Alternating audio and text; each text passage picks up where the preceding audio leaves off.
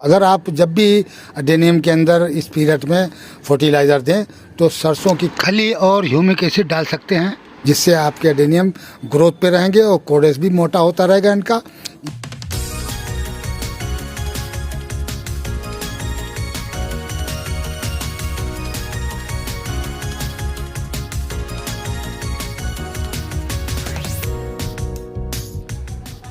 Hello guys everyone, कैसे हैं आप लोग? आप देख रहे हैं my YouTube channel the Mughal haven.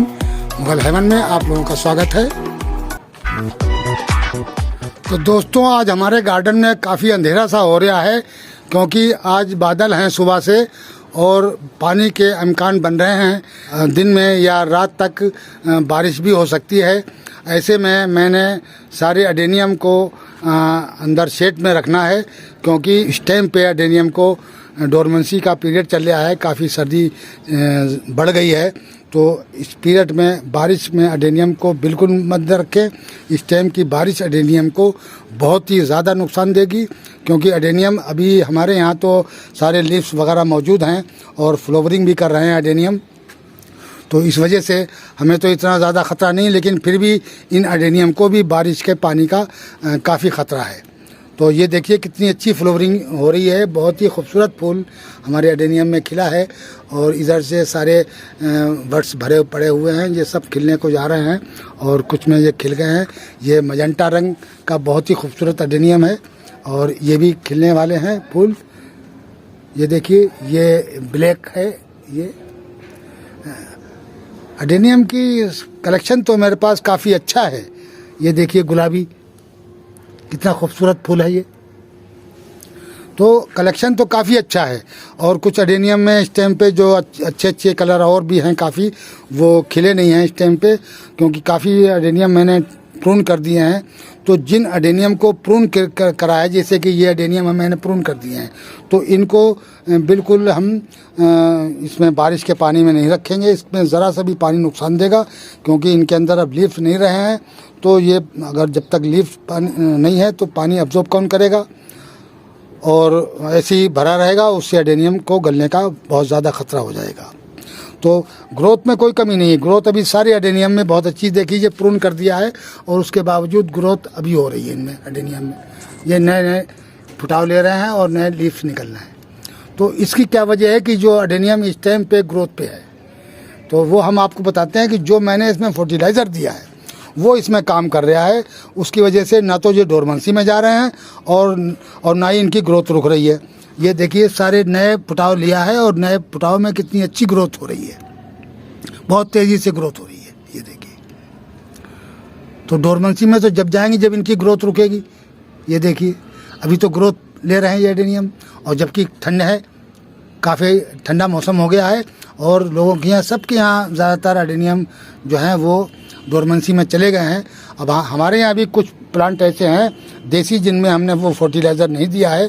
वो छोटे प्लांट हैं, बेबी प्लांट, उनमें इतना हमने हार्ड फर्टिलाइज़र नहीं दिया, तो उनके कुछ लीफ जो हैं वो पीले पड़ने लगे हैं। देखिए ये थोड़े थोड़े पीले पड़ने लगे हैं, एक आध में, ये एक आध में पीले पड़ने लगे हैं। इनके अंदर हमने वो फर्टिलाइज़र नहीं डाला था और ये देखिए अभी इसमें भी वर्ड्स आ रहे हैं। तो अभी तक बहुत अच्छी ग्रोथ हो रही है एडेनियम में। और ये देखिए एक प्लांट के अंदर ये सीड पोट भी आ गया है। ये अभी छोटा ही है सीड पोट, लेकिन ये सीड पोट अगर हमने एक खुले में रखा, यानी ऐसी ओस में और बाहर निकला रखा रहेगा, तो ये सीड पोट जो है डोरमेंसी की वजह से गिर जाएगा। और अगर मैं इसको शेड में रखूँ मुस्तकिल, तो ये सीड पोट जो है वो तैयार हो जाएगा और ये सर्दी भर में काफ़ी बड़े साइज़ का होके, और जैसे कि मार्च अप्रैल का महीना लगेगा तब जाके ये पकेगा। अगर ये यानी मैं रोक लिया तो, और रुक भी सकता है, या तो इसके ऊपर आप किसी पॉलीथीन वगैरह को चढ़ा दें। इसको रोकने का ये तरीका है, ये तो आप इसके ऊपर किसी पॉलीथीन को चढ़ा के इसको बांध दें, तब ये रुक जाएगा। और अगर ये खुले में रखा रहेगा तो ये गिर जाएगा। डोरमेंसी में ये गल के गिर जाता है। जिस तरीके से बड्स गिर जाते हैं उसी तरीके से ये भी गिर सकता है, समझे। ये अच्छा खासा करीब लगभग 1 इंच का हो गया है। और ये इसके बढ़ाने का तरीका एक है कि आप इसके ऊपर पॉलीथीन चढ़ा दें या आप इसको शेड में रख दें तो ये रुका रहेगा और सर्दियों भर में ये अच्छा खासा आपका 5-6 इंच लंबाई इसकी हो जाएगी और सीट भी बहुत अच्छे मोटे साइज़ के इसके अंदर निकलेंगे, क्योंकि सर्दी की लगी हुई जो सीट पोर्ट है उसके अंदर सीट बहुत अच्छे निकलते हैं अगर रुक जाता है तो बहुत ही प्यारा होता है। क्योंकि ये मेरे पास जो एडेनियम मैंने पिछले साल ग्रो किए थे ये सारे सर्दी की सीट पोर्ट से निकले थे जो मैंने मार्च के अंदर इनको ग्रो किया था और ये बेहतरीन किस्म के हमारे एडेनियम तैयार हो गए हैं। तो इसका स्टेम के सर्दी में जो सीट पोर्ट आता है तो उसको आप इस तरीके से रोकें कि इस पर सर्दी का बिल्कुल असर ना हो, या तो आप इसके ऊपर पॉली बैग वगैरह को चढ़ा के और अच्छी तरीके से इसको बंद कर दें ताकि इसके ऊपर सर्दी का कोई असर ना हो और ना ही ओस या पानी पड़े इसके ऊपर। तो ये सीट पोर्ट आपका तैयार हो जाएगा और इसमें जो भी जितने भी करीब 60-70 सीट बीज निकलते हैं इसके अंदर वो आप ग्रो कर सकते हैं आप अपने एडेनियम में। तो ये हमारे यहाँ इस टाइम पे आया है। वैसे तो गर्मियों में भी काफ़ी आए थे लेकिन वो हमने फूलों की वजह से रोके नहीं, 1-2 लिए थे तो उनसे मैंने कुछ करीब 50-60 सीट ग्रो कर लिए थे। वो हमारे पास खड़े हैं इस टाइम पे। अब वो उनकी हम रिपोर्टिंग करेंगे क्या नाम उसका फरवरी के आखिरी हफ्ते में। तो इस टाइम पे आप जो भी बारिश का जो मौसम हो रहा है तो सारे एडेनियम जब मैं उठाकर और सब सेट में रख दूंगा। कुछ तो मैंने रख भी दिए हैं जो खाली पड़ा हुआ रेक, तो वो अभी आपको हम दिखाते हैं। तो ये बेबी एडेनियम भी मेरे यहाँ रखे हुए हैं और ये मेरा थाईसोको का एडेनियम है ये भी मैंने शेड में रख रखा है और जितने ये प्रून करे हुए एडेनियम है ये सारे मैंने यहाँ अंदर शेड में रख दिए हैं और कुछ ये इधर रखे हैं। अब बाकी के भी उठा के हम रख देंगे क्योंकि बारिश का कुछ पता नहीं है कि कब तक बारिश पड़ जाए। तो ये इसमें बर्ड्स आ रहे थे, काफ़ी बड़े बड़े हो गए हैं बर्ड्स, तो हम चाह रहे हैं कि ये अगर हम बारिश से भीग जाएंगे तो ये ख़राब हो जाएंगे, तो इस वजह से मैंने इनको शेड में रख दिया है।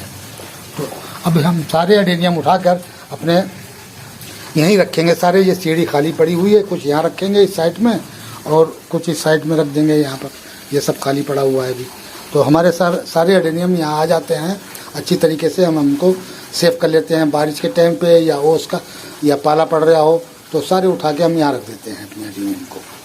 तो दोस्तों क्या वजह है एडेनियम की डोरमेंसी के पीरियड में एडेनियम की ग्रोथ की वजह मैं बताता हूँ कि इसमें जो मैंने फर्टिलाइज़र दिया था अब उसके बारे में हम बात करते हैं।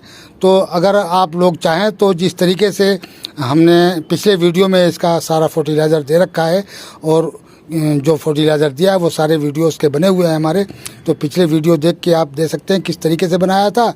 और वैसे मैं इसमें आपको बता भी देता हूँ कि जो हमने इसमें फर्टिलाइज़र दिया था हमने दी थी दोस्तों इसमें मस्टर्ड केक यानी सरसों की खली और ह्यूमिक एसिड की वजह से ये एडेनियम हमारे ये ग्रोथ कर रहे हैं। ये देखिए उसकी वजह से इनकी ग्रोथ नहीं रुकी है और अभी ये करते रहेंगे जब तक इसके ऊपर खाद का असर रहेगा। सरसों की खली जो है वो बहुत ही अच्छा फर्टिलाइज़र होता है सर्दियों के लिए और वो सॉइल की जो सॉइल होती है इसमें काफ़ी हीट पहुंचाता है, गर्म रखता है सॉइल को। इस वजह से जो है एडेनियम डोरमेंसी में आसानी से नहीं जाता है। यह डोरमेंसी में जाने से सरसों की खली रोकती है एडेनियम को। तो अगर आप जब भी एडेनियम के अंदर इस पीरियड में फर्टिलाइज़र दें तो सरसों की खली और ह्यूमिक एसिड रखते हैं जिससे आपके एडेनियम ग्रोथ पे रहेंगे और कोडेस भी मोटा होता रहेगा। इनके कोडेस जो हैं जब आपका एडेनियम ग्रोथ करता रहेगा तो कोडेस भी मोटे होते रहेंगे, बहुत ही अच्छे कोडेस इनके हो जाएंगे। अगर आपकी ग्रोथ जो है वो होती रही एडेनियम की तो इनकी कोडेस भी मोटे होंगे। तो अभी हमें कोडेस जल्दी मोटे हो जाएं उसके लिए तो हमें फर्टिलाइज़र देना ही पड़ता है और इस पीरियड में भी अगर हम दे दें तो हमारे पास टाइम बच जाएगा काफ़ी। और जैसे ही फरवरी लगेगी फिर हम इसके अंदर केमिकल फर्टिलाइज़र भी दे देंगे ताकि फूलों के लिए जल्दी फूल आ जाएँ इसके अंदर। तो फूलों के लिए हम इसमें दोस्तों NPK 05234 या 19-19-19 ये 2 NPK भी डाल सकते हैं और DAP वगैरह भी डाल सकते हैं। DAP भी बहुत ही इसके लिए फास्फोरस होता है उसके अंदर और हल्का सा नाइट्रोजन भी होता है। तो वो ग्रोथ के लिए बहुत ही अच्छी, डीएपी भी इसके अंदर बहुत अच्छा काम करती है। और एनपीके जो 19-19-19 एनपीके है, तो उसके अंदर तीनों चीज़ें होती हैं, यानी नाइट्रोजन भी होता है और पोटासियम भी, फास्फोरस भी, तो तीनों की मात्रा उसमें बराबर होती है।